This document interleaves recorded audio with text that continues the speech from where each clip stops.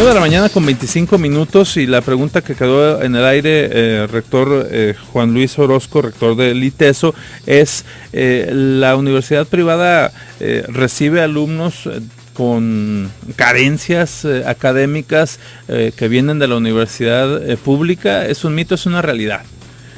Yo digo que es un mito, que lo que es una realidad es que en general el nivel académico de los alumnos que llegan a la universidad hoy en día, sea de que provengan de preparatorias, sea de la universidad, sea del gobierno o preparatorias privadas, en general el nivel es más bien bajo, sobre todo en algunas ramas. Yo digo, en las ramas de ciencias, digamos, fuertes, puras, matemáticas, física, química, el nivel es bajo, y tanto que muchos alumnos, desgraciadamente, su criterio para escoger carrera es que no tenga matemáticas.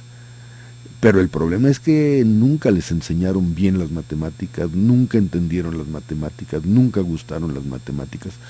Pero eso se da provenientes de la pública y de la privada. La misma capacidad de lectura, capacidad de síntesis, cosas elementales como la ortografía, la deficiencia, no puedo decir, no, los de la privada vienen perfectos y los de la pública un desastre, no. Yo digo, vienen con deficiencias de los dos lados. El problema, yo recuerdo que tenía un maestro que decía, el alumno aprende con, sin y a pesar del maestro. El problema, ¿en dónde lo podríamos ubicar? ¿En el alumnado que no está educado para aprender bien, o en el maestro que no está haciendo su correcta labor de enseñar bien? No, yo sí creo que el alumno aprende con el maestro, sino para qué los queremos. Y yo sí pongo en parte, en una buena parte, el problema en los maestros. Otra parte tiene que ver un poco con la familia y toda la estructura familiar. O sea, es real que hay familias con tradición académica, que valora muchísimo la escuela, que da acompañamiento y seguimiento a los hijos, que estudia de algún modo junto con ellos, y es claro que esos alumnos llegan a la universidad muchísimo mejor preparados y mejor armados, ¿no? Pero una parte fundamental es el maestro. Esto que se está proponiendo ahora de que los padres vayan a una escuela para ponerse al día en la educación de sus hijos, se ve desde el punto de vista de usted, rector, como un aspecto importante, fundamental. Sería importante y fundamental si hay los maestros capaces de entender, acompañar y llevar a los padres. La pregunta es, si no han sabido llevar, acompañar a los hijos, acompañarán a los padres, tendrán la capacidad, estarán preparados, tendrán la formación para ello, y eso no se improvisa.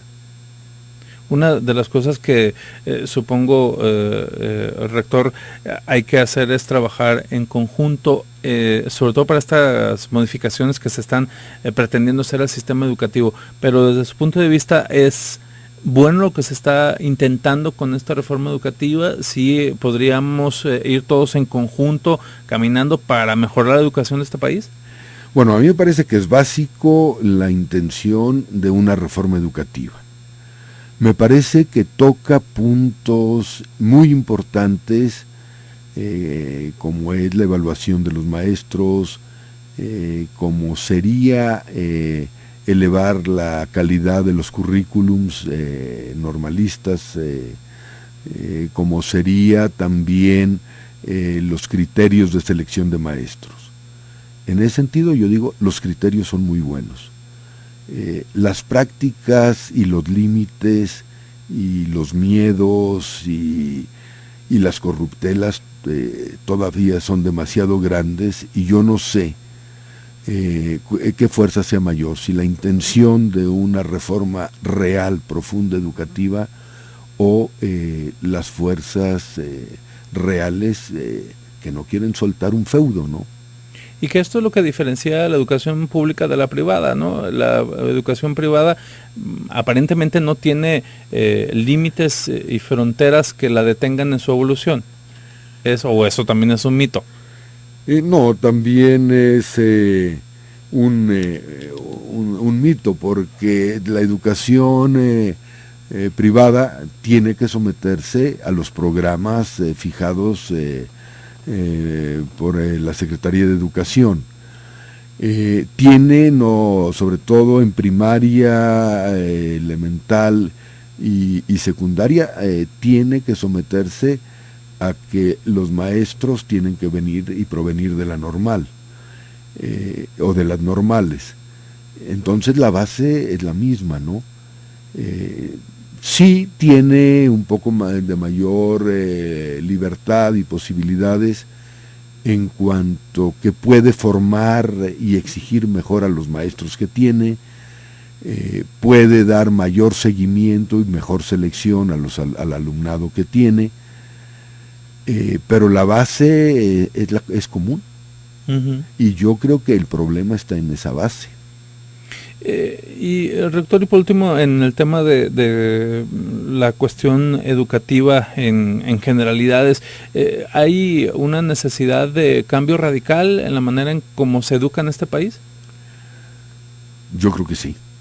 Sí, yo creo que tendría que ser encaminada mucho más a enseñar al alumno la capacidad de aprender, la capacidad de pensar, la capacidad de relacionarse con el medio ambiente, con el medio social en el que vive, y la educación en México sigue siendo terriblemente de fórmulas, memorística. Bueno, a mí me tocó en alguna época trabajar en un rancho, y donde los niños solo sabían leer en su libro, y sabían solo leer en su libro porque veían la figurita que venía al principio de cada capítulo y se sabían de memoria lo siguiente. Tú le tapabas la figura, que un día fue como descubrimos que por error tapé una figura y me dijo el niño, quite la mano porque no sé. Y bueno, con ese tipo de educación no. Ahora, una educación que enseña a pensar, que enseña a reflexionar, que enseña a ser crítica, yo creo que es enormemente valiosa, proporcionaría muchísimo, un enorme avance a este país, pero sería peligrosa para quienes quieren que nada se mueva y mantener poderes en el propio bolsillo. Oiga, y con estas reformas que se está pretendiendo hacer al sistema educativo, ¿se está avanzando a este terreno, el de la educación que haga pensar al alumno? En teoría sí, en la práctica quisiera verlo. Y hay elementos que no, o sea, mientras, y bueno, pues haya ese tipo de actitudes o de presiones a que la evaluación sea voluntaria, a que a quien no dé el ancho en el trabajo, bueno, pues búsquesele otro ahí mismo, a quien sigan las plazas hereditarias. O sea, mientras la expertise del sindicato sea más política que educativa, yo veo difícil que podamos avanzar en una profunda y verdadera reforma educativa.